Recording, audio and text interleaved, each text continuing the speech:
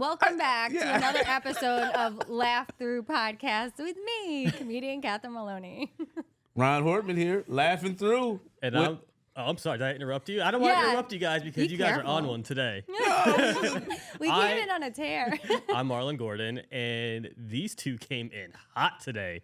We did. And what was the discussion about? It sounded to me like it was about integrity in some sort of way. Oh, that could be. That's because I'm always angry when I'm talking and I say things like that. I'm like, so that was a part of it. It was more or less. This is actually a great discussion for this podcast. Yeah, changing with the times, I would say. What would you say? Okay. That's what it was about? Initially? Initially. Okay, initially. Keeping up with what is required for Correct. Fame and comedy. I didn't say fame. Well, fame. notoriety, money. I like how you said required, but is what Ron was, I think, talking about what's going on in the industry, is that really required, or can you do it a different way? That's the argument. Yeah. So- That's the discussion right there. Right, So so, there's almost yes. two schools of thoughts, right, when it comes to getting your name out there in comedy. And so we're both stand-up comedians. We've been doing it for almost 20 years now. And I know, I hate saying it out loud. But there, through my career in this, there's been you got to do this in order to do that. You got to do this. You got to have that. When I started, it was an electronic press kit, a legitimate, physical press kit. I had to print out headshots. I had to burn a demo onto a DVD and mail it in snail mail. That's how I was submitting myself for consideration for work. Now it's what are your social media numbers? So that's how they quantify whether or not you are going to be a big enough draw to sell enough tickets to make keep the lights on and keep everybody happy.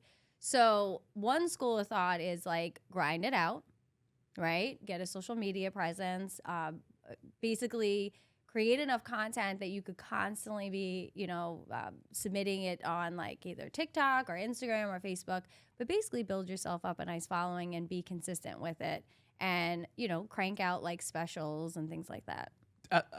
Yes, to a certain extent, I believe. He's got to argue with me on No. everything. So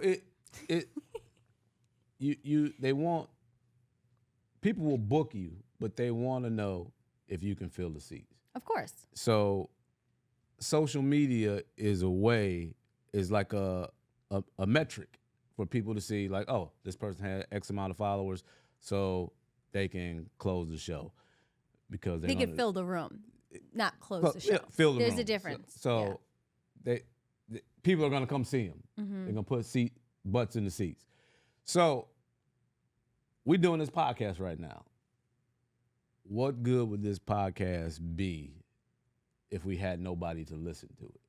I do this for me. So That's what I was enjoy waiting this. for you to say. I do this for me. You're not doing I it for the enjoy business. this. So Yeah. listen, no. We could do this in the car without recording it. We do. Right. Exactly. So why are we recording it? Because Marlon has this amazing studio. I mean, look at Point these cameras. taken, right? You know what I mean? This was a gift. This was we But we're about doing it Mhm. so we can get listeners. Yes. So we can spread our love. Even though it don't look like our light is lovely right now. It's beautiful here. This is my best friend. So you didn't know it coming in here. we do this so we can entertain an audience. Yeah. Right? I want to find my people. That is my goal with this, is to find the people that like me and want to hear more of me and attend my events. But I'm not here to try to convert anybody. If you don't like me, That's like the Ron, same I'm scared. thing we're saying. Yeah. I think Ron is trying to say, though, in order to find your people, you need to play, quote unquote, the game. Maybe not the game you're thinking of, but a game to get the followers to find your tribe. Yeah. Or so they can find you. Because See, if Marlon- you're not doing things like this, then you're going to have a harder time finding your tribe. I see that point, but I guess I'm not willing to make myself be a different person in order to attract them. Exactly. We- I get that. We too. want you to be you. We're not telling you to be somebody No. What else. I'm saying is, me is not posting twice a day. Me is not worrying about this, that, and the other thing. I'm not like, so, it's like if you want to do a marathon, right? You can't just wake up one day and say, I'm going to jump in and do the marathon. You've got to, build up to it. So I guess it's just what preparation I'm willing to do. And it's like, I just can't see myself turning, as much as comedy is a business, I want to, I guess, just be more of an artist in the business. And I think that's the difference. I think you have some people that are more business minded, they're more goal driven, right? And they're like, this is what sets my soul on fire. So as an artist, you want to do comedy. You don't want to do all the social media nonsense. Because that's I want a really, manager. I want somebody to I was gonna say, what I mean? I you need need somebody. someone like me Yeah. who will bring you in. Correct. It's all about having a team and collaborating. That's all it is. So you need it's to have not that a I team. don't want to do it. It's just I physically don't. Sure, want it sounded like you didn't want to do it. So if, I don't want to do That's it. what but it sounded like. I That's would the let whole somebody thing. You else. said I want to do it. And again, Marlon is offering to do it. I'm still not doing it. Yeah. Just so we're clear. I'm still standing on the fact, but I could create the content because that's the artist in me. Mm-hmm. It's the business behind it that I just find so draining. So and listen, that's the whole purpose of it. I think it's to weed people out. No, listen. Everybody has their strengths and weaknesses. So, like, everybody's not a performer. Some people are writers. Everybody's not a writer. Some people are just performers. So doesn't mean you might not be good at social media. I'm horrible at it. So that's why he said you get people to do it for you. Yeah. But we still have to record. We still have to. Oh, give yeah, them but the that's content. the artist in me. That's like, I love it. You know what I mean? Like, that's what I want to do. Like, So what were we arguing about? The fact that I mean, I know what you guys are arguing about, but I don't know if you want me to say it. no, please, I not didn't for think the so. seventh time today. Yeah, I didn't think so. Please don't. But yeah, that's probably what triggered me. It's just I don't like to emulate and put people on pedestals that I don't feel are truly worthy of that position. I don't. I'm a judgy judge. Yeah. And so I love seeing people win. I do. Like, I love it. And I'm like, we've got people in our circle that have popped off and done very well. And they're doing sold out theaters and they're living their best lives. But there's one particular example. He stayed true to his voice. He has a certain niche. He has just maximized all the potential in it. And he found like-minded people to join that tour. And so he's like got this whole team of people that they're not stepping out of their own line to try to like draw in more people. You should. You should never do that. So here's the thing. When I started comedy, I'm gonna tell you this. I will watch TV and look. I'm like, man, I could do that. I could do that. I used to go to shows and be like, these openers are terrible. So, sorry. So now when I look at somebody or look at I know famous people. I hang with famous people sometimes. Like I've been with people that are in movies, so now it makes it obtainable for me. Like you can say it's a dream, but it's not a dream. I've seen people sit where we sit and then do some great things. So that's why I look at the whole landscape like, okay, so what are they doing different than like what steps and a lot of times it's something simple like, I got a social media manager. Oh, that's it? And because I'll put it this way. I met a guy, and I'm not going to say his name, but he's pretty big. He worked on his comedy. He said he worked on his comedy, and he wasn't posting nothing. He was working on his comedy. He got his comedy act together. Then he went hard on social media. Then once the social media hit, the comedy was ready. He's big right now. He told me that out of his own mouth. And so all of this is it's not a dream. Is a lot of it, sometimes it's luck involved, but I think it's consistency.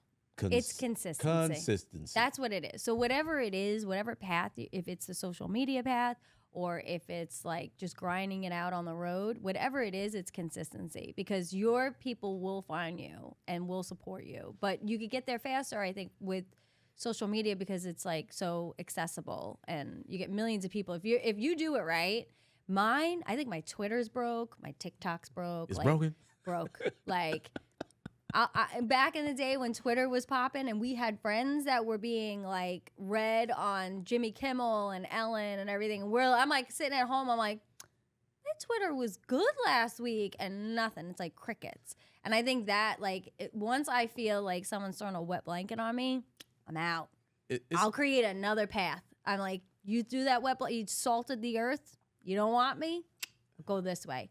Because the thing is, it's like I have a weekend and it's like, I had 3 shows this weekend, amazing shows. I had people that had no idea who I was. And I could feel some people that are like skeptical. They're like, man, it's a girl. Meh, she's not fat and ugly. Meh. Like, I could feel all that. They're like, is she going to be good? Or is this just like somebody gave her a favor? That's how sometimes I feel. But then I get up there and they're like, oh, she's no joke. Like, I did not expect that. And then I'll have them leave and they'll be like, why don't you have a special? Why haven't I seen you on this? Why haven't I done this? Where are you on social media wise? And I just feel like I'm like an inconspicuous comic. So, like barely there, but in the presence of like the big picture. But I've also worked with a bunch of famous people and done amazing shows in amazing rooms and theaters. And there's nothing intimidating about it. And that's how I know I'm on the right path. So here's the thing. You said that when something doesn't go your way, you quit and got No, just fake. go the other way. Fake news. Fake news. Because if that was the case, you'd have quit comedy. Comedy, it gives us all the curveballs in the world out of anything you could ever want to do in life. And you stick with it because you're good at it. You're just not good at social media, and that's okay. Neither one of us are, but you have to keep doing it. That's the thing. This whole thing started because we keep putting stuff on the back burner. Marlon, I need you to Google something for me. Imposter syndrome. I keep hearing about it. I think we got it. I don't have the imposter syndrome. What? That's people like we've mentioned earlier in this day. What's We've the mentioned definition? Imposter syndrome is a feeling of self-doubt and phoniness that can affect anyone, regardless of their background, skill level, or expertise. It's characterized by the belief that you don't deserve your accomplishments or that you're tricking others into thinking you're good at what you do. I know I'm good at what I do. I ain't an imposter. I'm selective. I don't want to get involved with the wrong people. That's another thing. We talking social media. You are in a bubble sometimes when it comes to, I guess I'm more skeptical of other things than you are. I think I just see a darker line on things than you do. Well, no, I mean, first of all, I don't depend on somebody to help me do something. No. We just don't. We don't have that. So No, we got to do it ourselves. So I don't. But once you are profitable for another person, once you become like a commodity, like look at Britney Spears. She's a perfect example. The only reason why they kept going and like doing all that is because she was a pay stub for a lot of people. People make money off of you and they can manipulate things and they can almost like be like, oh, well, how many times have you signed up for something to do something? And then when you get there, they're like, oh, and then could you do this? And oh, if you don't mind, do that. And then you're like, that wasn't the original thing. I didn't know I was going to have to do this, that, and the other thing. It's like, but it's no big deal. You're already here. These are your people. And then you're like doing all these things. And I'm just, I guess, on some level, afraid of what they're going to want from me. Who is they? Social media people. Money people. I'm telling you, man. What do you think they want from you? Well, it's just like, I feel like more. I think it's always going to be more and more and more. And then it's like, why don't you try to do this? Maybe we'll make money doing this. And it's just like, you're taking me off. Like, I feel like I've got enough. I don't put stuff on the back burner as much as I'm like, that's not going to have 100% of my focus at this moment. So it's a procrastinator in me. So social, back to the imposter syndrome before I forget. Yeah, go. I think I fight that off. even if I get a good blessing or something, I'll be like, I don't deserve this. Why did God give me this? You do deserve it. Yeah, well, You're I'm one of the working on it. most deserving people I know, especially in this industry. Well, like thank you you. work hard. You are always looking out for your friends. You always put on a great show. Like, yeah, no, you deserve everything. You can be so sweet sometimes I when you're am not trying to sweet. kill you. I heard an astronaut. Well, I forgot her name, but it was at a conference. She was keynoting, and she was pretty much saying that everybody is an imposter if you think of it that way at some point in their life, because there's something you want to do. You don't know how to do this thing, but you go out there and you do it, and you keep doing it and doing it and doing it until you're technically not an imposter anymore because you know how to do this thing.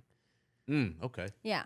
It's almost like masking. A lot of people mask. Like they'll pretend like they're this like they say everybody in the everybody that knows you knows like that version of you to them. Okay. But you know what I mean? I can see that. That's so kinda like like your what- mom's version I of see you. that. That's like and what you were saying about the person Ron was talking about. Like you have your own version of this guy. I have a version of And that Ron has a person, different and you have a version. version of Right. that person. And I keep telling him my version's right, but he won't listen. Listen, hey, I love you to death, but I'm not. So this is a bit 5 extreme. years. This is extreme. But would you let, this is for Ron, would you let P. Diddy promote you? Would I let P. He didn't do Diddy anything to you, promote Ron. me? Keep this in mind. He's Yeah, never done so anything the wrong lube to wasn't you. for you. The baby oil, that You wasn't for said you. promote as in Support you. Would He's you like- let him back you? Would you take his endorsement? would I take P. Diddy's endorsement? Now I wouldn't, but before I would. But even if people were what's the- saying like this guy ain't no good, you'd still be like, it's So- not on the record yet. So before the arrest and all that, I don't get involved in people's personal stuff. So rumors and all that up until that point, I didn't, I don't hear all that stuff. But now that I see this is in jail, I hope would nobody's say, ever like in a basement next door to you because Why? you'd be like, I don't know. She's just been knocking on that window, but that So- guy, he lends me his lawnmower every year. So you saying all the rumors you hear about celebrities, you take them for I'll you take him believe, for a walk. I'll you- take you- him for a walk and I'll see if there's anything left when we're done. See, yeah. I don't do none of that Yeah, I do. because How do you? I don't do because I'm busy in my life dealing with my problems.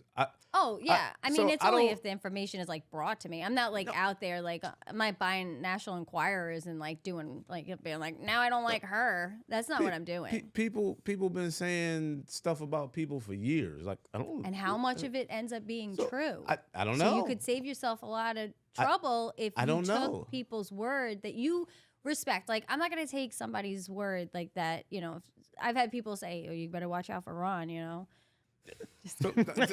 Somebody might. For Granddaddy Fresh? So, No one has ever. so if somebody does, Yeah. so Like when there- people tell you, watch out for me, because you know me. You're like, yeah, she can pop off and she could be like this and she could be territorial and she could be opinionated. For- but for- like, for the record, nobody comes to me and tell me things about you because I don't. They don't want that heat. Yeah, I don't, so I, you would be you're so not- you're- bored to your life if you talk trash to me about me to Ron because he will just let you hang I'm not out doing to dry. He will So- not engage you. He's good like that. So You're loyal. no, but listen though, I grew up in an era where, and people can say it's wrong. You mind your business. You mind your own business. So I come if- from New York where if- everybody's business is my business. Like somebody- we know everybody's. We got old ladies hanging out of windows staring at the street all day. We know all like my ex-boyfriend's mom was such a, jabber. We used to call her Wendy Williams. We'd be like, she'd be out the window, be like, oh, look, here comes Wendy. She'd be out the window like, you heard about so-and-so? You heard about so I knew all the stuff all the time. Yeah, I've I don't- always had my ear to the ground. I don't do that. Yeah. I don't do That's it. where we separate. Yeah, That's where I don't, our foundations are so different. Because I found it takes so much energy.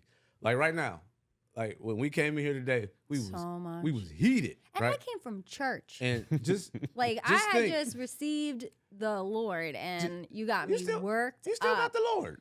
But just think about it. You do that with somebody else that you can't, that y'all really have no chill, no real rapport.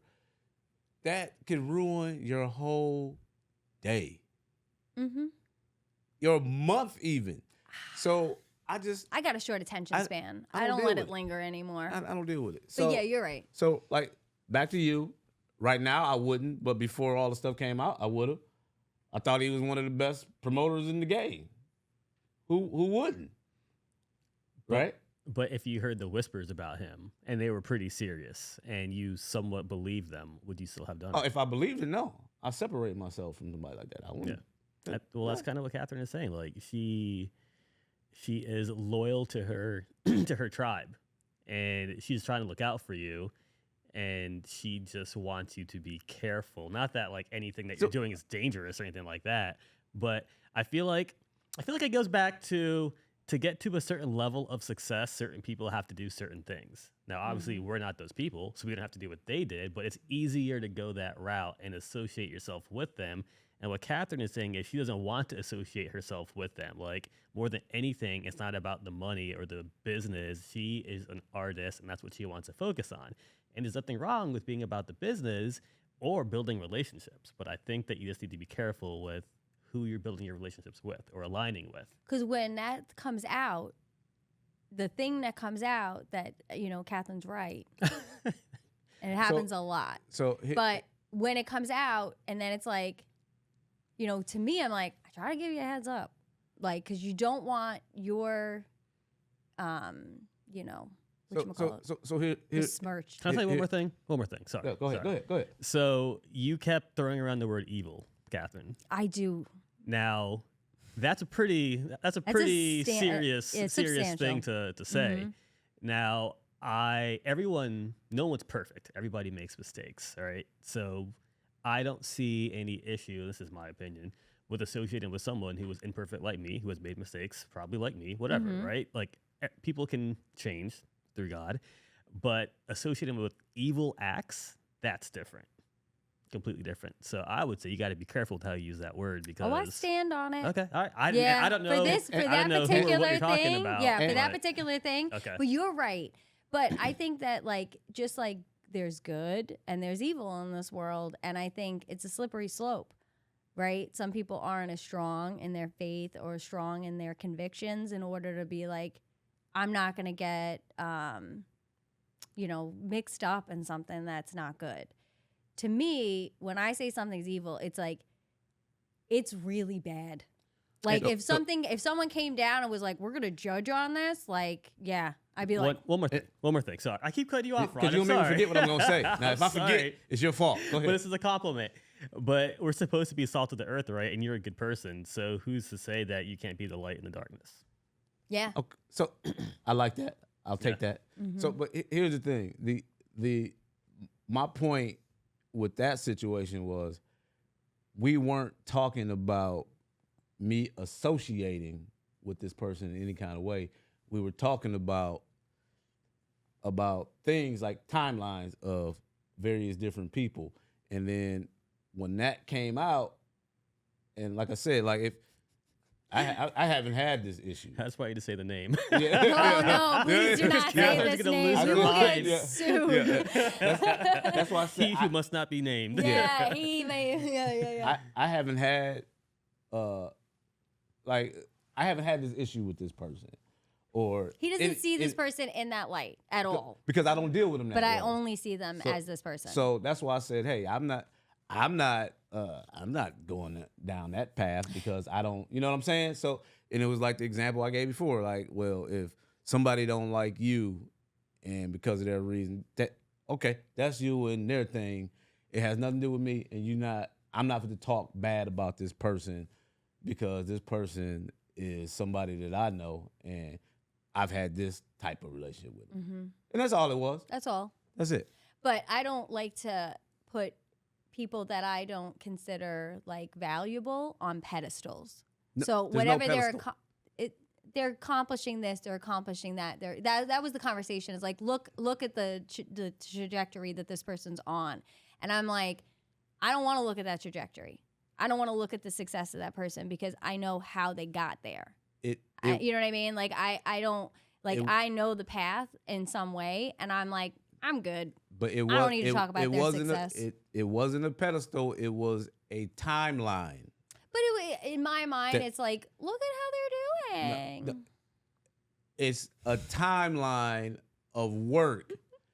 Not once did I say, "This is incredible" or "This was great." But it wasn't a negative. It was like, look how we should just move on from this. No, but 100%. It was several We're gonna people. mess up. Mm-hmm. It was several people and a timeline.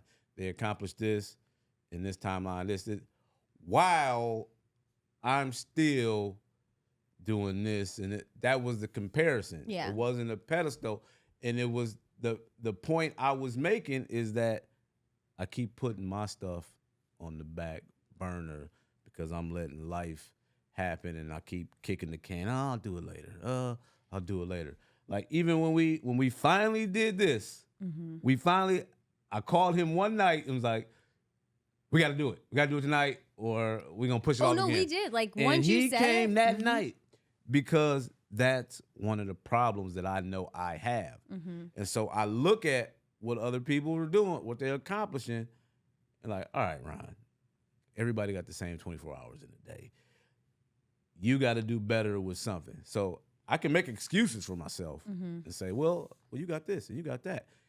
Everybody on different paths. Everybody on different journeys. Everybody got different timelines. But I can do better. It was motivation. I can do better. Yeah. And look, And we're right here recording now. I'm just afraid Doing better. Don't get motivated by people that, you know what I mean? That was my point. I get that you're motivating yourself, but my thing is too is like you taking She's making it personal. Exactly. You're making it personal. Yeah, you taking I'm looking at them as fellow artists that are putting out stuff or doing this or doing that and looking at what I'm doing and what I'm putting out, doing this and doing that, and saying, Ron, you can do more now. Now is time for you to do more. It's so funny watching you guys argue because it's almost like it's just like men and women are completely different. We're wired completely different. Him and I Oh are my God. so Oil and water. opposite. It is, and we don't realize it because we talk, about other stuff all the time. But when we get down to the brass tacks of things, him and I could not be on further sides of which is why this works. It's so good, but you would never think it because like an everyday, like if we're just like talking about regular stuff, it's just like normal. But once there is like a like a black and white issue on the table. Not black and white. Like you me two? and her. Black I and will white. always say black and he will always say white. Because he's weird like that. But I mean, I see your point 100%, but... Wait, stop. But can you rewind that and say that again? There was a big but at the end. Edit that out. Edit that part out. I will say this to you, though. My priest said on New Year's Day, he was like, forget everything in the past. Forget everything. Forget all the stuff you didn't do. Forget all the stuff that you wish you did. Forget all of it. Not to say, but yeah, I'm quoting a priest. No. I'm gonna pull out something I texted my family. Yeah. Go ahead. I'm listening. You got to, like you said, there's 24 hours in the day. Don't worry about the woulda, coulda, shoulda. Now, what are you going to do today going forward to get to that goal? Because you can't go back in time and say, well, gosh, I should have started that 6 months ago, and this one already put out their next special, and this one's got a book coming out. That is not your path. You are on your path. You don't blame yourself for what you didn't get done. Just move forward. So every day, I just move forward. I wake up and I say, what is it today that I'm supposed to be doing that's going to get me closer to my goal? Because I can't go back. I can only go forward. I'm not blaming anybody. This is my family group text. I'm giving y'all insight on the family group text for the Hortmans. So this was, look at that. What's that? Wednesday at 10:59. Yes. I texted this to my family. I'm gonna read it verbatim. So excuse me. I just had a word drop on me. A lot of times we are worried about what's next. The Bible says, be anxious and worry about nothing. We have to focus on right now. Do this. You lose weight 1 pound at a time. You win a race 1 step at a time. It's time. That was my family group text right there. That's how. And that's where I'm at right now. And So don't worry about the past. You started the conversation in the car about what you haven't been doing. not worrying, surveying. Okay, so Looking at I worry about everything. Looking at what we've done, looking forward, but like right now, this is big for us It's to be huge. here recording because we always doing something. We put it off. Marlon's all over the world, and Always traveling. so this is big, and I'm excited about it. So all I'm saying is, it's time now. Let's put. No more talking about the past then. When we get in the car, it's all about, you know what I got going on? You know what? Yeah. So I feel like that's kind of a good segue. Well, for one, we got to learn from our past. And I get what you're saying, Ron. Like, you are wise enough now with all your experience to know what you should have done better. But now you can do these things going forward. So what are you guys doing as comedians moving forward so you can share your art with more people? Well, we started a podcast called Laugh Through Podcast on Next Gen Network, produced by Marlon Gordon. We're really hoping a lot of people get to see these. I like clips. that. Yeah, but like, do you have any tips for up and coming comedians? 'Cause, I mean, you guys have been doing this for a while, and you guys are successful. Like, I've seen you both with some major stars, like in person, on social media. You guys are killing it. So, what would you tell someone who is just getting into it? First of all, I would say you have to be yourself. You can't be nobody else. You can admire people, you can like what they do, but you have to figure out who you are and what you want to bring to the table. You do that and you stick with it. That's it. And the more times you get up, the better you're going to be. The money and all of that other stuff, if it's meant to be, it's going to come. That's it. That's it. I agree. We 100%. agree? Mm-hmm. Like 100%. Look, That's what it is. It's find your genuine voice, right? Don't worry. Like, I find like new comedians, they're like, I think this is what they'll like. And that's the perspective. This is what they'll like, the audience, the booker, whatever. Once they say, like 10 years, you get your real voice in comedy. So that's your mission from day one, is to just get to your voice. Like, I had people when I started out, like I had this joke that I was doing and it was like based on a true story. And I had this washed up, never been anywhere comic teaching the class.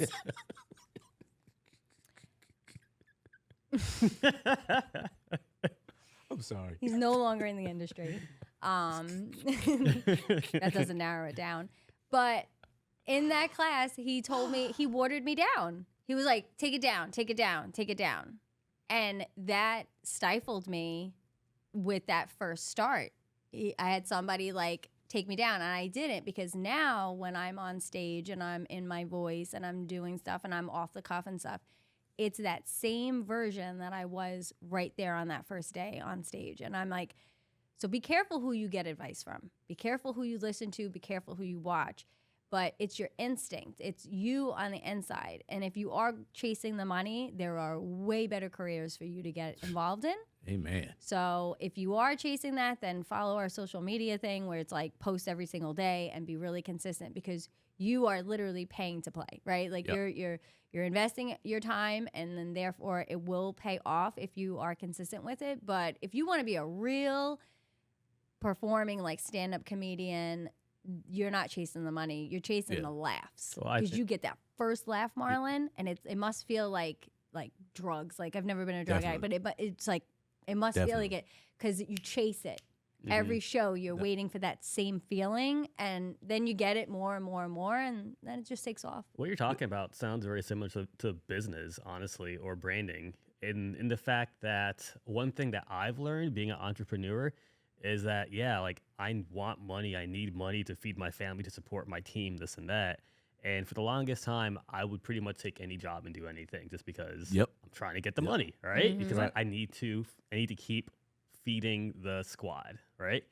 But then as I guess, leveled up or became more experienced, I started to realize that not every job or every customer was for me. And I was doing things that was outside of my personal brand or outside of my professional brand. And I quickly learned that when I only when I focus more on doing what I love to do, what I was created to do, I found those customers. And honestly, those customers pay more money, but at the same time, like I'm offering them more value because I'm giving them the best version of myself and not the watered down version that I think somebody else is going to like, or the watered down version where I'm doing something outside of my brand. And it's almost like comedy. Like like Catherine, you just said, you only want to find people that like you, and you don't want to change who you are just to get more views. You just want to find your tribe. So it's okay to, I don't know. You know take your time at it. Yeah. Like you could take your time and collect it instead of feeling like I got to grab everything. It's not supermarket sweep where you're trying to run through and get it fast. It's like I like a leisurely walk through Trader Joe's, which doesn't happen. But like something like that where I could collect my people and organically I have my crew. And that's where I'm like, that's my goal personally in this industry. Yeah, it would be great to sell out like a big, like theater or whatever. I've been in sold out theaters with Joe Coy. It's phenomenal. You've been in them with Angela Johnson. It's phenomenal. But it's electric. But, I want that room filled with my people. I don't want it just like random people in there that I've got to like, you almost feel like you have to convince people at first when you're not in front of your group. When I'm in front of my people, they're like people that come back, they're like, I literally came back to see you because like I love what you do, when you do this and do that, and that means more to me than like a bunch of strangers. That's what this whole thing is. When you hit your peak in comedy, people know your personality. They'll know like, I wonder what Catherine would do with this. She would do this, or Ron would say this, because they know you. So you have to go after your people. That's the whole goal of this whole thing. And new comics starting out, don't watch a bunch of comedy. You can't watch it because you emulate what you like. When I first started, I thought I was a Def Comedy Jam top comedy because that's what I saw. Do you have footage? I do. Oh, we want you ever to get to see share that it? footage. Yeah. Ron Hortman doing Def Comedy Jam. Well, no, I was still doing Rahn Hortman, but I thought that's what I was. I know.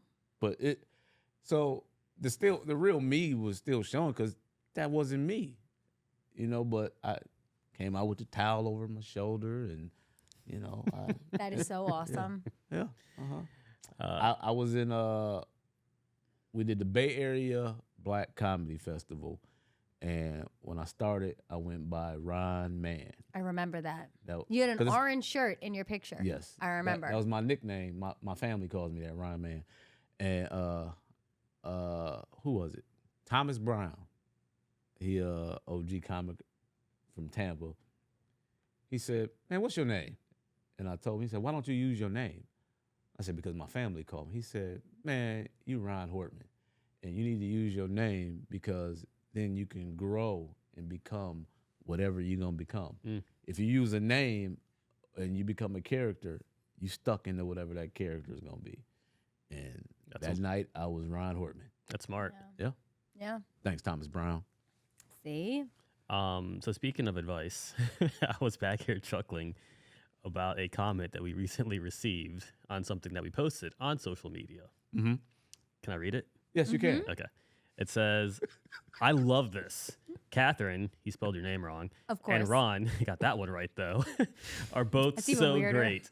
Looking forward to see how this grows. One note, maybe make the table taller. I mean, chest is just a bit too low. I would like to see nothing but their heads and mic, please." That would be so awesome. Just a floating head. No, but this is, so the first comment that we got that was similar to that was on YouTube. This was on Instagram or something. That's so funny. That's from our good friend Steve Miller. Hi, Steve. Oh yes. Yes, who is Steve Miller? We got to have him on. He's a local comic. Steve Miller, hilarious. We one of my good buddies, one of my best friends too. Like between her, Brian Saul, and Steve Miller, those are probably That's like your trifecta of buddies. that I talk to the most because I'm not really a big talker outside of the stage. Really. I'm not. So, but those are my go-tos. You know, yeah. So I think we just showed our age that we like literally talk like on the phone because like younger people don't like talk on the phone. they don't talk. Do you talk on the phone with anybody? Oh my gosh, I hate when people call me. Really? Yeah, I don't like it. Just Really? shoot me a text, please. Oh, I am a talker. Yeah. Like you get like people will be like, I finally got you on the phone. It'll be an hour and a half later. Yeah. Like we will talk about everything and anything. So I'm so confused with the way people communicate now, and I'm gonna be vulnerable, and I'm gonna apologize to anybody that sees this if you reached out to me and I didn't reply, because people will text you, and then somebody will email you, then somebody will messenger you, and you lose the conversation in all these different forms of conversation. And then 3 days will go by, be like, oh my God, I forgot to text so and so back, because it's too many. Yeah. Pick one. Pick one. yeah. What we should be we should have a preferred method of communication, and that's what we should tell people. Like, I really like to talk on the phone or text message or hit me up on Messenger, but I think it's our responsibility now that you're saying it out loud. So we need to tell people. Yeah, your best A method disclaimer or of something. communication. Be like, listen, you could text me all day, but honestly, I only look at Facebook Messenger or whatever it is, and just be upfront with them. So this way, you don't have to like uncover the communication. Like you can control this. So I'm gonna put that on my voicemail. All right. My preferred point of communication is Call Catherine. She's mad about everything.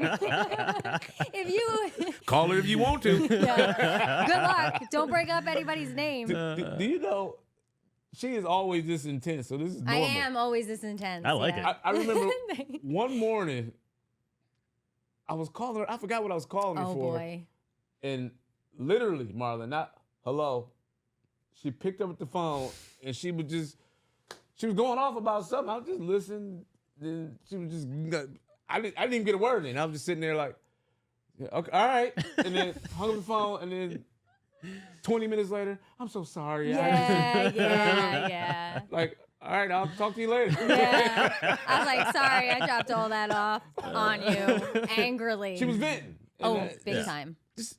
This is what we do. Yeah. But I'm like that. I have that personality where like I immediately have to apologize. Like that Irish Catholic guilt in me will not like it'll fester. So I have to pop like Irish like temper where I'm like, "La, la, la, la, la, la."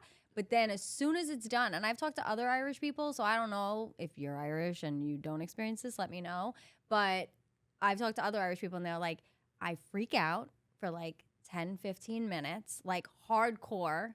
And then it's over, like a fever broke. And then I go back to like reality, but I had done all this damage and all this crazy. And then I got to go back on the tour of apologies and apologize. And it's exhausting. And I'd like to break that habit, but that's genetics, baby. Here at Laugh Through Podcast, the views and positions of Catherine Larson affecting all Irish people are those of her That's what I alone. said. I'm just wondering if other people have it. But no, I had a teacher one time. I yelled at my professor. I popped off at my professor because he tried to say like. You think people are always attacking you? That's what it is. I said no.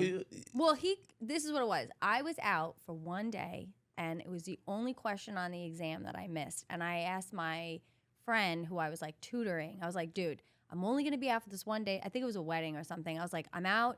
You know, I tutor you on everything. Like, just take notes. That's all I need you to do is just take notes. Like, I'll memorize the notes and regurgitate it back. But I wrote whatever she gave me as the answer on the test. And then we did it as a class. Like, we announced, like, you know, we reviewed it.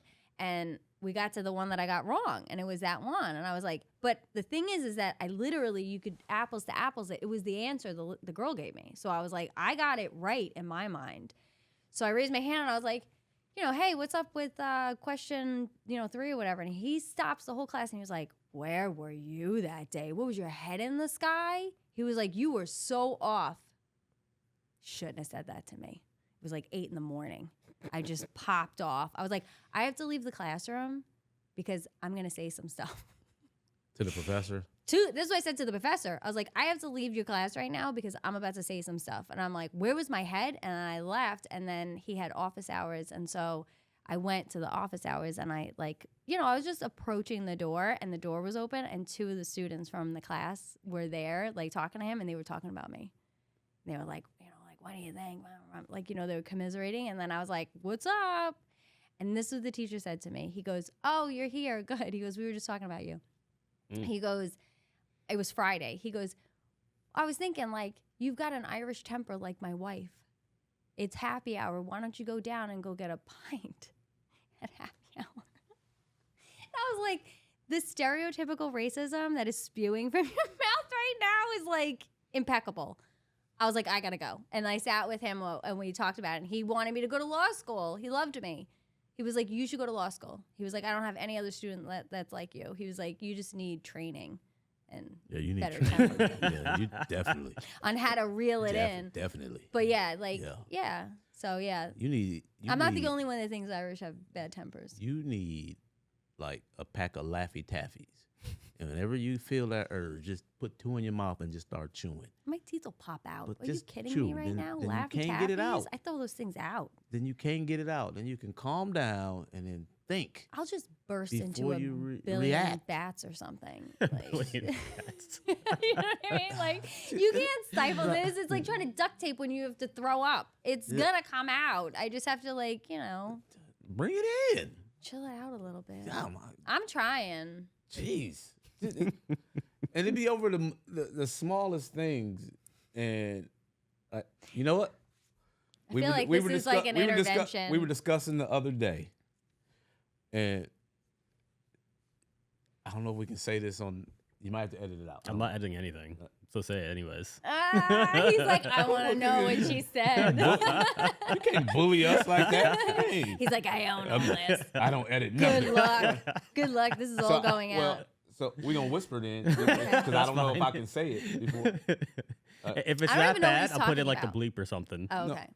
Well, I don't know. He doesn't curse, so No, I'm it's- like, no, what it's could not this that- possibly be? It was about situation with people. I feel like we're playing like $20,000, $25,000 Can I cover the pyramid. mic? Can I cover the mic? What is happening right now? They're literally whispering.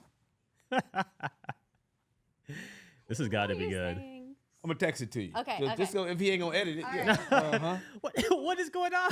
I don't know if I can talk about it because it involves more than just. Oh, okay, okay. That's why. You know what I'm talking about. No. Now we're all just dying to know what you guys have to say. I know. And That's I the type don't of friend know I either. am. I don't I know. want to make either. sure. All right. Okay. Uh-huh. He's so good. Like, he will not No. really. If he's a volt, like, if you have a secret or something that you should be a pastor. You know, You could be a pastor God at my works in church. mysterious ways. You could be a pastor at my church. nah, we not at your fighting, we fighting at the altar. I'd be like, "We're not doing it this way. I don't care if there's like 4 people in this church. These are my 4 people. This is my art. The pastor and Catherine jumped somebody today. Let me walk you out to your car." They'd be like, "Oh God, Catherine's walking me outside." When we're outside these 4 doors, things pop off. I'm dying to know what we're gonna not talk about. Here we go. Oh man. Oh. Yeah, so that's why I don't know if. Yeah, we just won't get like real. Yeah, okay. Okay, So, you see what I'm saying? Yeah, okay. All right. Do you want to start it? It's okay to say that. Yeah. Okay, all right. Yeah, That's we what could maybe- say it. It's not that bad, y'all. It's just. It's not that bad. It was just more personal, and that's Yeah. why he wanted to, like. Okay. We're not So- gonna Alright. say names, but All right. yeah. So.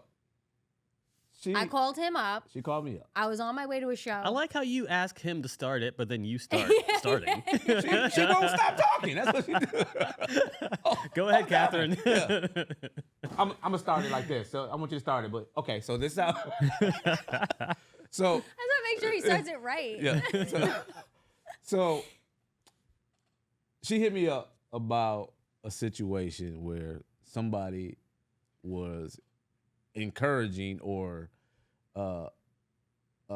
demanding that their Do you want me to start it? no. Okay. That their almost adult or adult child pay for their own food, wash their own clothes, and do all that kind of stuff. Yeah, work, buy the food, put the food in a separate refrigerator, a mini fridge in the house, the family home.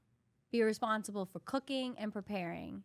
Once they turn 18, still in high school, straight A student, continuing education, like the AP courses, varsity team, and a club team, and a job.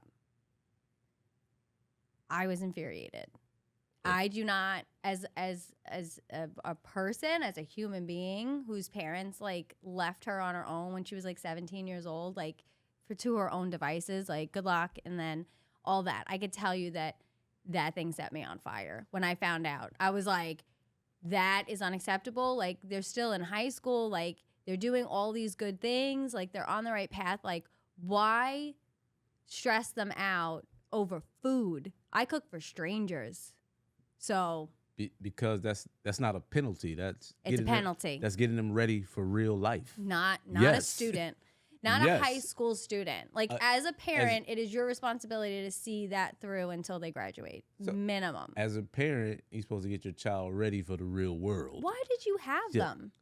To have little tokens in the world where you're like, oh, I set that person up until they're 18 and now good luck. No. You want I them hope to you be, make it. You want if them not, to be what successful. Are you a crackhead? You want them to be successful. So if you don't learn those things, you learn it the hard way. On your 18th birthday, like, good luck, kid. There's a mini fridge next to the family refrigerator. They didn't put them out.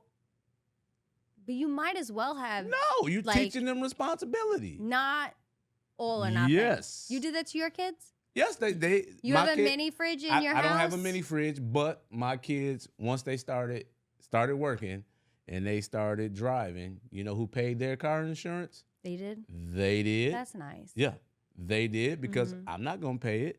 Now, when they start. But I'm not talking about cars. I'm talking about food, which is a basic necessity, which is your parental responsibility. So listen, up until they were 18, all of a sudden on their 17th birthday at night, like right before their 18th birthday, you're like, guess what? Tomorrow you better get up early and make yourself a bowl of cereal because it's your 18th birthday and now you're an adult. Guess what he gonna know how to do? Make a bowl of cereal? When he leave that house. Who cares? He gonna know how to take care of himself. Don't you know when you're on your own, like you know, I got thrown into the water and that's how I learned how to swim. So I don't need somebody to like put my head under the water in the bathtub to go, one day you're gonna have to swim, so you might as well learn now. Like let me do it when I get there. But if somebody gave you swimming lessons, it'll be different than them throwing you in the water. It'd be nice. Yeah, my parents didn't love me enough. Yeah. And raising men, you want to teach your son how to cook and how to clean so they're not dependent. That's not teaching them. That's teaching them. No, that's telling them, go do it. No. That's not. There's a difference between parenting and like just saying like you're 18. Like I don't like that you're 18, you're on your own. That they're not saying he's on his own because he's living in their house. For food wise, you're on your own. But he's living in their house. Yeah, because so why should he come home and eat up everything and they pay for it while he takes his money and goes buys video games or because life is short and that's exactly what a kid should do. Go buy video games. He's be not 18. A kid. But he's not 18. A kid. He's by the law. Can he buy a drink? Can he rent a car? He can go to war. He can go to jail as an adult. He could go to war. He could die. Yeah, exactly. And he could get married and he could do whatever. But where's the joy? Rich people do not do this to their children. I don't know why we think poor people are supposed to like put their kids on uneven footing when rich people are encouraged to have trust funds, stay with the family, take your gap year, travel, live your life. Because they have trust funds. Yeah, but we don't have that. Yeah, but you don't have to treat your kid like they're a burden. No, that's like the way I look at it. Is like, oh, good, now you're 18. Feed yourself because you've been a real burden ever since. No, like, why do you don't have children if you don't plan on taking care of them when they turn 18? Please do not have children. You're teaching him to be a responsible adult. Once they turn, I don't believe in putting your kid out when they turn 18. No. I don't believe in that. But once you start making your own money and you're 18 years old, you're an adult. My kid could live with me until she's 50. And I wouldn't want to. I'm not saying that. But I'm saying you're not going to take all your money and buy fancy clothes and do whatever you want to do while I feed you and clothe you and pay all the bills. I would do it all day. I'm not doing that. I'm sorry, Catherine. I'm not doing that. All day. Let me ask you something. When you say, if you ever played the lottery, when you say, if I win the lottery, what's like the first thing you say? Honestly. I'm going to take care of my people. Taking care of people is different. So if if you say it's somebody, look at this. I got people I know right now. So say somebody said, "Hey, can I get $100?" And you be like, "Okay, here go $100." I'm not talking about other people. I'm talking about your children. No, listen. That's what I'm talking about. I'm not talking about other people coming after you for money. I'm talking about the children that you made that came from your body. Listen. So you give somebody $100 and they say, "Man, thank you, I needed that." 3 weeks later, they say, come back. "Hey, can I get $100? Yeah. Man? I'll pay you back." So, but if you teach somebody how to get $100, like, "Hey, man, You I can got get this by bag. this," or they're hiring right here because you show them how to do it. And as your kids, it's called tough love. Because if you don't show them, the world gonna show them. So the world don't care. I got something for you. Go ahead. If you give a man a fish, you have fed him for a day. But if you teach him to fish, you have fed him for a lifetime, Catherine. A lifetime. Lifetime. And I'm sorry, I agree with Ron on this one here. I knew you would. 100%. I knew you would. 110%. It's okay. But I don't. Like when Shaquille O'Neal says, "I don't take care of my kids. They're on their own." Shame. Shame. why? He's preparing them shame, for the future. shame. Exactly. Because he hit the lotto. And nobody No. Yes. See, there are people in this life that listen, hit the lotto. He and worked hard for that. Yeah. But He worked hard for that. come on. I feel like For that's all that, He worked. what did he do besides what he did that So- would enable somebody to just make money off of money off of money? He Rich did- people make money off of money. see, we- so Wait, that's so- all bonus money. so Take rich care of your kids. No, you can't count It's somebody gravy, else's pockets. baby. No. Take care of your babies. No. rich No, people no, do no. make money off their money, but at the same time, he works really hard. I have friends that work directly with Shaquille O'Neal, Yeah. like inner circle people. Yeah. And they say he's all about his business. Mm-hmm. He's an extremely hard worker, and he sets people up for success. But he doesn't baby anybody. He does. To- He goes no. into Walmart and he buys stuff for kids all the time at random. I'm talking about his internal team. But I'm just To- saying, to the like, you know what I point- mean? Like, but he for the is a community, that's generous different. person. To He the just is point- picking and choosing who he wants to do it with. And I just don't think you should ever not choose your children. I No, don't feel you- like you should If there's be. something wrong No, with your you- kid, if your kid is not independent and your kid is on drugs or your kid is lazy or whatever, you need to be a better version of yourself for that kid. Like, you're the parent. Listen. I try to be the When- best version of myself. This is why I only have one kid. When I go back to Shaquille O'Neal, I read a story where he made all these people in his team, he paid for their college degree so they could learn, and they learned with him to be part of his management. And so he taught them to fish.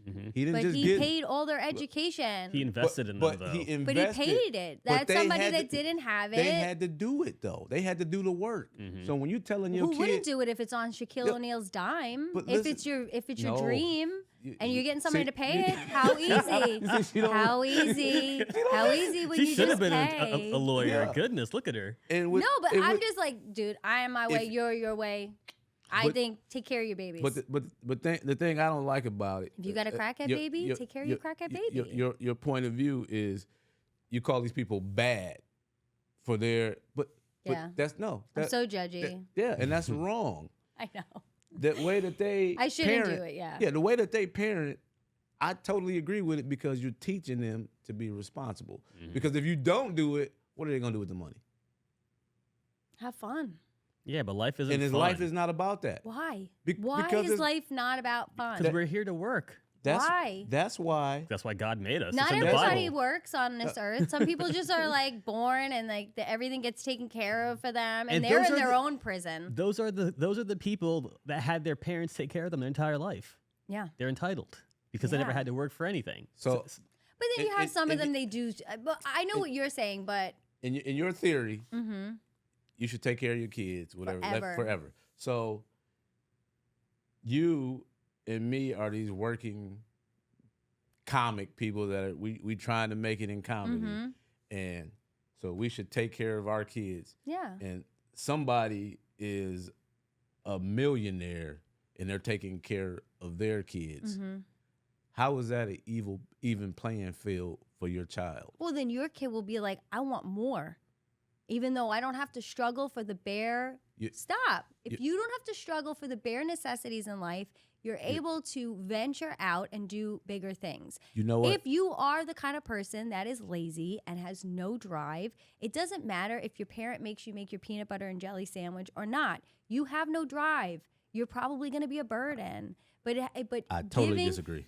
That's fine. Do you know what happens when you just give kids stuff all the time? You just give it to them. They become entitled.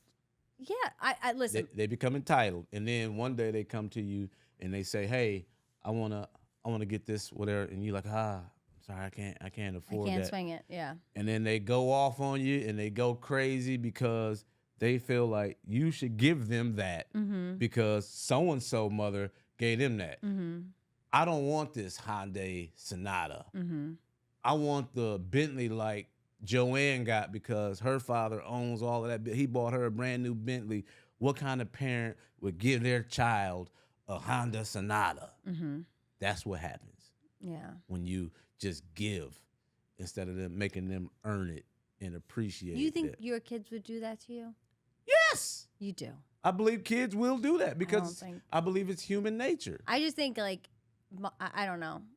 I agree with you that some people can become entitled and like they have their hand out and stuff. And you can't feed a lot of kittens because they do come back around for more stuff. You know what I mean? If you feed the cats. There you go. But I just feel like it's our responsibility as their parent to obviously like you want them to like be independent. You want them to be able to do their laundry and make a meal and do this and work and do all that. But I just think there's a different tone that I wish was applied to that. It comes from me being abandoned and me having to stand on my own 2 feet. And I could tell you as a kid that had no father in the picture, mother was, out of her mind. It's not easy watching other people. Like I grew up with friends that their parents, like every single envelope they ever got for a holiday, birthday, the sacraments and everything, it all went into the bank. It all went into their savings account. So they never touched it. It was always in savings. But when they when they got their license, they got a brand new car. When they went to college, it was all paid for. They stayed with the parents. When they got married, the wedding was paid for, talking about a $30,000 wedding. Their down payment was paid for. They would take the money out of the bank and be like, here's your down payment. Here's your money when you get married. It's all yours now. That, to me, sets your kid up for success. It's showing them you're saving your money, you're putting aside, but as a parent, that you're not putting the burden of, you want to get married, you want to go to college, you want to do this, good luck. You turned 18, I hope you are able to make all your dreams come true. But you know so why? I come from those two perspectives of what happened to me and what I saw firsthand with my friends, and I just know they're all doing very well. But why did that happen? Very well. But why did that happen for them? Because their parents were responsible and didn't burden them with their own crap, and they were able to use their money for themselves in the future. But it's just like you said before that so I won't consider them rich, but they instilled saving in their them. dad did the same job as my dad that abandoned me. But they were in the same union and everything. So it's apples to apples. It's my dad could have done the right thing that their dad did. What I'm saying is there was the opportunity. He had 4 other kids, so he did for them whatever, you know what I mean? But they had a system, though. He didn't just give them money and let them do what they wanted to do with the money. He made them save it. I know what you're saying, but he still provided. That's my point, is that all the stuff was provided. The kids did not have to go. They didn't work until they went to college. So when they worked in college, they stayed home, and all the money stayed in their account. They never went in their pocket. And they all the food. They saved it, though. Yeah, for their future. So if you're going to do that for your kids, that's another conversation. What I'm saying is you can't tell them you're on your own and then never give them anything. They gave them both. They're not telling them they're on their own. They're living in their house. They're living in their house. They're living in their house. And they're learning the tools they need to be successful in the future. But they're teaching them about disposable income. You're not just going to take your money and do whatever you want to do with it. You're going to buy yourself food. You're going to learn how to wash your clothes. And then you're going to start the burden of your existence at but that 18. shouldn't be a burden. And That's then life. you're never That's going real life. But real life is allowing them some courtesy to grow into those responsibilities. They are. They're If living you in their don't- house rent free. Catherine, let me ask you a question. You're one of like the strongest, coolest, smartest people I've met, right? Next to me. Well, yeah, I mean, No, but seriously though, like you're legit. Now, do you think you would be as street smart, tenacious, and gritty as you are right now if you didn't have to fight to survive whenever you were growing up? Like if things were it's easy a for double-edged you. sword, right? It's a catch-22. Would I be the version that I am if I didn't have to go through what I had to go through? I mean, yeah, that's fair. That I probably wouldn't be as angry. There'd be a lot of good things that would come to it. So maybe I would be softer. You're right. It's something to consider for sure. But I think- just wish that I wasn't like this sometimes. I wish be that you. I was calmer. Yeah, but it's a burden because I'm angry. You're letting Like, it be a burden. Yeah, It doesn't yeah, have yeah, to be a yeah. burden. You Yeah, can it's use true. all that It's who you energy are. to grow. Yeah. Yeah. Look, and I'm gonna say this: growing up as a black male, raising black sons, I have to have conversations with my sons that other people don't have with their kids, Yep. and that's part of them growing and being responsible. And I have to have those conversations. I have to teach them certain things because if I don't, when the world teaches them, it's gonna be totally different. Oh yeah. So that was the whole, like, I get it. I get it. But it's called tough love. And spare the rod, spoil the child. That's in the Bible.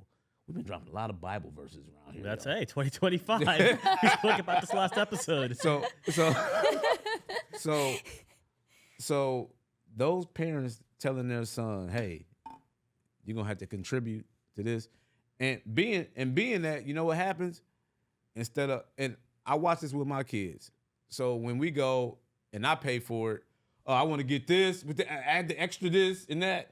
But when it's their turn, yeah, I'm just gonna get the regular one without, because they learn it. Yeah. They learn it. So when they tell him, hey, you're gonna buy your own food, I bet you he counting the money and he like, you know what? I'm not gonna get that one. I'm gonna just get this one because I'm not gonna waste this. And then all I that. stand up behind him and I'm like, I'll just get you whatever you want.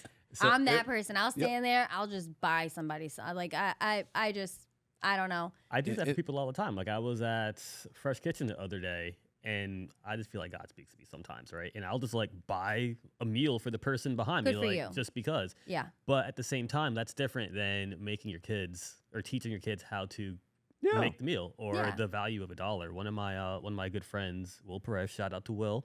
He's a family banker essentially, and he does helps us on the finance side, personally and professionally. And we were chatting one day, and he was like, I actually will show my kids, once they get to a certain age, the receipt from dinner. So they know how expensive life is. And you have to work and save and budget and spend your money accordingly. Because if you don't teach them these skills, when they get to the real world, they're like, oh my gosh, like I had to pay $30 for Chick-fil-A. That was half my paycheck. Yep. You know? Oh yeah. Well, Yeah. when they get that first paycheck and then they go Yeah. to buy, and like, they get all these plans. So like, Yeah. we're gonna go to the mall or we're gonna go, go do something or whatever. And then it's like, This Where'd all FICA the thing money took all this go? money out of my check. Who is this FICA? Why are they taking this? Yeah. why are they so angry at me on this paycheck? Yeah. It's like Catherine wrote it. I think maybe part of me thinks that some parents are just copping out. Some parents It's are. not the principle of it. It's not trying to teach you to be a better person and to know how the process works in life. Like, hey, you're gonna have to come home, you're gonna have to stop at the store, you're gonna have to make your food before you go and do the next thing or whatever. But I think maybe that's where the anger stems from, is just some people are like, I know some people, they really have been waiting for their kids to turn 18. So like the parental responsibilities get shut off. That's like a bad parent. Yeah. But there's those people out there. So maybe I'm specifically talking to those groups of people that just, some people, they just don't value their children. They don't see the good that they have, and that's a shame. My kids are way over 18 now, and I still help my kids. Of course. And it feels good to be able to help when they need help. Mhm. But at the same time, you have to teach them responsibility. Like my new thing for the year, I had to type it in my phone. We have this at home. So like if I'm on my way, like I'm leaving somewhere and I'm like, you know what? I'm gonna just stop and grab something to eat. I'll look at my phone. We have this at home. Mhm. And then you get home when I thought about it. And so yesterday I said, Ty, you know what? Just doing that, we probably saved $150 this week alone by just reminding them I had this at home. There's no need for me to stop because you do things for convenience. But you have to be disciplined, so you have to teach them the discipline. Because bottom line is you don't want them to make the same mistakes you made. Oh yeah. You don't want them to go through the stuff you went through. Look at us. We said last episode we were catching the bus all across the city. We were doing this and all that. These kids can't do that now because we don't teach them that. And it's so dangerous. We don't teach them that though. So dangerous.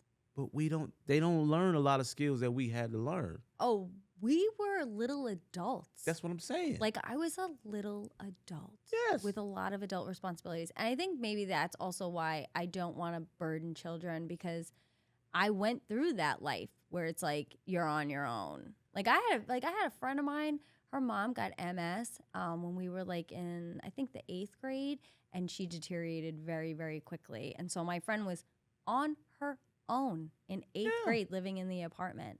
And the mom was sick, you know? So like I think the grandmother would stop in or the uncle, and like once a month. Yeah. That time of the month, they get the card filled up and they would go get all the food and drop it off. And then she would just like be on her own, like making her own in 8th grade. That's sad. Yeah. And I had like a little babysitting job, and like when she didn't have it, I would go get her food and go put food in the fridge. So like I've done this, you know, for myself and for others, and I just wish that it didn't have to feel so cold. I think there's a better way to do it where it doesn't feel like, you know, like happy birthday, you're on your own. I just think there should be more of a traditional, like a transition into that responsibility. So starting at like 17 or whatever, but it's just the official, like you're done. What happened to your friend? Oh, you don't want to know. No, I'm just saying with her mother. She didn't get a transition.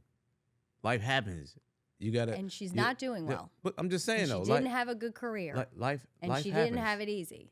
Life happens. Her mother got MS, and she had her whole family abandoned her. She was completely on her own in 8th grade. Like that's bananas. But this is what I'm saying. Life happens. You don't get to ease into it. Mm-hmm. So you have to adapt. You have to do it. That's why you teach your kids these things. That's why. Yeah. You have to. Because if you don't, the world does it. And look how the world does it. You don't get a buffer to stay with rent free while you buy your food. You in a house, in an apartment, somebody comes see you once a month. One of your friends, Catherine, gives you a couple dollars here and there, and then you end up, you say, look, not a good life. No. Yeah, I mean, that's what I'm saying. she's not wanting for nothing, but she didn't go down a good path because she was forced to make money. Do you understand what I'm saying? That's why like, the that's what happens yeah. when you get your 8th grader daughter to just like have her own life. That's why they're trying to teach their son responsibility. That's why. We're never going to see the same. That's why. I know. So the right answer is right in between both of you. It is. It is right in between the two of us. Yeah. Because, I mean, there's a way to prepare your children for becoming adults. And then there's abandoning your kid because you're copping out because you probably didn't really want that kid. And that's what it says to me. That's what you're talking about. Yeah. The parents that don't want their kids. Yeah. Yeah. It's like they use it as an excuse. You've got your kid, a lot of your kids, like, you know, you always take care of your kids. So you're not even, he's arguing a point that he's barely in. No, I don't know about that. I'll tell you, when I started working, I had to pay every week. Of course, yeah. Money towards the bills. Yes. I had to do that. I used to be mad, and I used to be pissed about it, but now I get it. So I was that kid. Yeah. I was paying for my food growing up. Mm-hmm. I get it. When I got a car, I had to do my own insurance. I had to buy my own car. Yeah. And if they were rich, I believe They probably would've took care of you, They yeah. probably would have helped me Mhm. or whatever. They helped me the way they could, but I had 3 younger brothers, so not just me. Yeah. But it taught me to be responsible to a certain extent. So, but All right, Rahn, man. but by the age of, I had my first kid as a teenager, Yeah. so I became a father. So I missed a lot of Opportunity to just go have fun. Yeah. And all that. I mean, I had my fun. Don't get me wrong. Of course, but yeah. I had a responsibility, and my father wasn't there growing up. So I promised myself that I'm going to be there for my child, and those are the lessons that you pass on. Like all the mistakes that I made, I try to sit down and have conversations with my sons. Like, hey, listen, I did this because this and this happened. So if I tell you about this and you still do it, you just dumb. All right, you stupid. Because I love that you do Don't. that. That he Yeah. lays it out like that. Like it's like blue pill, red pill. Yeah. It's like, you know, it's like now that you know the information, like which, you know, path are you going to choose? And, you know, it's on you now. 'cause I do that to Kayla. Like mine. You have to. I'm like, Yeah. I wouldn't do that. And she'll be like, why? And I'm like, because I did it. And this is what happened. And I, you know, and Perfect. sometimes she'll just like roll her eyes and be like, well, that's on you. You know, that's because of the way you did it. I'd be like, I did it. Don't do it. Yeah. But if you want to, like, this is what it is. And, you know, sometimes she'll be like, that's negative. And I'm like, if I'm telling you it, it's because I need you to know, you know what I mean? Yeah. That I already learned that life lesson. And, you know, maybe you could do it better or maybe you could take another route. But I'm trying to save you some time. that's all what it is. yeah. That's what I try to tell her. Like, you know, she has a lot of friends that have a lot of friends. Their parents are still together. They're doing very well. Like everything's been on a certain path. And like when they're around me, I'm constantly telling the girls, I'm like, they don't do this. People don't like. I'm like the one that tells them like the opposite of what they've been told their whole lives. And they're like, you could tell some of them are completely stunned. They're like, that can't be true. And I'm like, it is true. You just haven't been exposed to that part of the Matrix because you've been in your bubble living in La La Land. But this is how it really is. And, you know, because we live in like a little apartment. They all live in mansions almost. So it's like you could see the difference. But, Definitely a you difference. know, but with Kayla, like she just, I don't know. I have so much faith in how she is. And I don't give myself a lot of credit. But I did show her all my mistakes. And that's where I think the strength is in parenting is exposing the vulnerability of your past mistakes and like the mindset that you may have had because they're a lot like us than we give them credit. Like the kids, you know, they take after us and whoever else, but they have us in them. And hopefully my mistake and the aftermath of it will spark her decision on not to make that same choice. Yeah, Fingers parenting. crossed, right? Yeah. That's what you what do. it's about. You want your child to be a better person than you, Oh, to totally. accomplish more than you've accomplished. And I tell my sons, if you're not better than me, I failed. Period. You got to be better than me, and I'm giving you every tool, every opportunity that I can in my power to make that happen. If you choose not to do it, that's on you. You're making the whole squad look bad. Preach. That's with our brand. Yeah. You know, that's what you're doing right there. All right, guys. So we've been pretty serious this entire episode, which has been Why? great. Very I don't know. serious. Yeah, well, it was good though. There's some good content. What I want to know is, in closing, what are you guys excited for in February? Where are you guys going to be? What shows you guys doing? How can people find you? That sort of thing. In mid-January, I'm really excited. I'm going to be going back to New York City. I'm doing Rodney Dangerfield's club, Rodney's club, and I'm middling for Ed Lover. Okay. Like my 15-year-old self is like, what is happening? You know what I mean? Like I remember watching MTV, like MTV Raps and like just everything. And to me, that like we were talking about earlier in the episode, it's like unbelievable, like that we get this opportunity. Like I don't take it for granted. I don't at all. Like I believe it now. Like yeah. we we on stages and shows with people that we watched on TV. It's bananas. So, And they're that's like, what I'm saying. We right there. we're right there. Somebody told me something, or I read it a couple of years ago, and it was like, and I always think of it. So, some people get, like they get thrown off when people are popping and they're becoming successful. Like people that we know in the industry, or like just people we know in general. It's like, oh, they made it, right? They got that movie, or they just did a special, or they did that. Some people, they'll get irritated by it because their own success, they're measuring it against that other person. I don't try to measure myself, but I read like we're all on that frequency. So it's such a positive sign when someone in your crew or in your environment is popping, and they described it as like kernels in, popcorn kernels in a pot.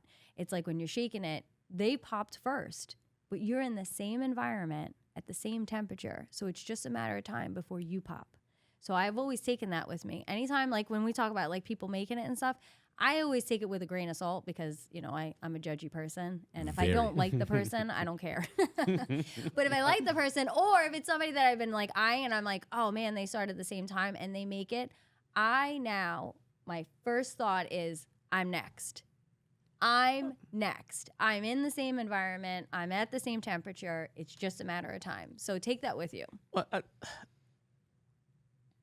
making it is subjective to each person. Like, it's what you think is making it. What you think it is. So, like, on my last couple of nights, I've been thinking about comedy, and when this speaking positive, when this gets the right numbers, and then people we can command the crowd at different places, I'll probably stop doing a lot of the other stuff that I do, because I want to, like we said, I want to do what I want to do. Mm-hmm. And that's where I'm at with it right now. I know I'm blessed. I've done things I dreamed about doing, and like on a regular basis now. So big blessed. To the calendar, you got to go to RahnHortman.com. You can see where I think I'm in Dunedin this weekend, and Tampa. We're going to be doing a show in a week or two. Yeah, on the 11th in Spring Hill. Mm-hmm. At a theater. At a theater. Should be fun. Me and her. We're not going to argue. We never argue. No, we would just, We just discuss intensely. Passionately. Yeah, very passionate. In February, I'm in Jacksonville, I believe.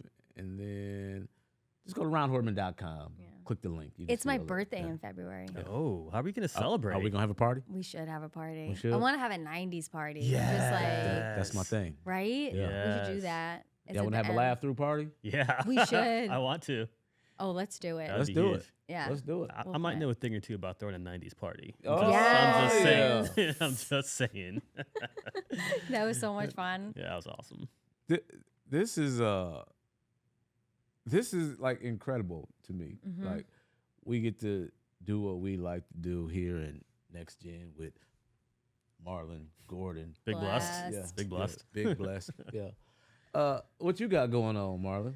Oh man, so nothing really exciting. I've actually been home for the past 3 weeks, which Feels has good, been don't it? amazing to hang out with the family this entire time. But I have a new person I just hired coming in next week. Going to spend some time with her. She's taking over sales for the company and client management, and she's like the real deal. Nice. She'll help me. She fills a gap that I had or that Next Network had, and it's going to take us to the next level. So now we're truly able to start competing with marketing agencies. Like, we're not just a creative agency. Like, we can do it all now. Pumped about that.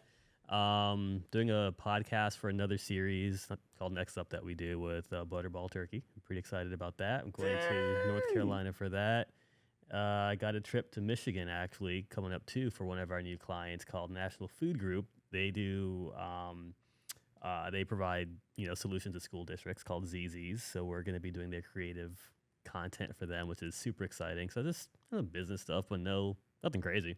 You know what we need It's to do? all great stuff. Are It you is kidding awesome me? He's stuff. like, Yeah, it's you're right, it amazing is. things Yeah, and sure. whatever. Small thing, little And then, something. like, in April, we're going to go on, like, a yacht trip. Like, I wish. Swanson dinners or whatever, you know. I It's wish. so much fun, though. I say I next love what you're doing. next episode. I say we interview you. Can we do that? Yes. Yeah, we can do that. We can do that. Yeah. We should do that. We're gonna That'd be interview fun. Marlon, so we can know about what next gen's all about. I Yeah. won't be as angry. I promise you that. I don't know why I came in so heated. She's on 10 Yeah. she all, was all on the time. This is what she does. Yeah. And then I go away. And then Yeah. it's like, oh, she's calm now. Yeah. She's passionate. yeah, all it is. totally. Yeah. And she was looking after her friend, which was you. That's why she was Of so course. passionate. That's the thing Yeah. is that, you know, it's if I'm like that about somebody else, it's because I do care. Mhm. It's not because I'm like wanting you to be not friends with You someone sound like an else. abusive person. I only did that to you because I care. Now don't make me do that again. You know it hurts me more than it hurts you, and I'm just rubbing his back. It does. It does sound toxic. It does. You made me do that to you. Don't make me do that again. Yeah. Got my best Ike haircut, like wig on. You ever see that? Not to laugh at it, but you ever see that live performance of "What Would You Do If I Sang Out of Key"? Like, you know that song, "What Would I Do?" And Tina Turner was singing it, and Ike Turner said, "I'd smack you." Like, he said it on. He's like, "I will knock you," and I was like, "Lord!" Like, and nobody called anybody. Like, Tina needed me. Yeah. If Tina Turner had me in her life, that would have never happened. No one would know who she is because I would have made her do something else. But yeah. She would have made her leave Ike. Yep. Oh, definitely. I'd be like, Tina, I'd be in the bathroom with her, like, you don't need any of this. This is what we call toxic. In the Which future. Takes us back to your initial conversation. Yeah. In closing. In closing, Wow, what an episode. it was a roller coaster of emotions for me. I feel much better. Good, Fresh good. Kitchen sounds delicious, does sound but very good I'm right also I've got that at home in Yeah, my see? head. So see, I got that at home. Yeah. at home. Listen, this is laugh through is it's an emotional paradox where For you Catherine. Not for neither one of them. It's just for me. no, listen, man, we are really family here. We go through ups and downs, and we just laugh through it. That's what it's That's about. We thank y'all for listening. Thank you for all the new subscribers. Tell somebody to tell somebody to tell somebody. What were we on YouTube? At Laugh Through Podcast. At Laugh Through Podcast. Find us. Be a friend. Same thing on Spotify, Apple Podcasts. We're all over the place, man. Wherever We you listen everywhere? to your podcasts, We're you there? can find We're there. Laugh We're there. Through Podcasts. I'm Rahn Hortman. I'm Catherine Maloney. Marlon Gordon. No matter what, keep smiling, y'all. Laugh Through Podcast. Appreciate it. Bye.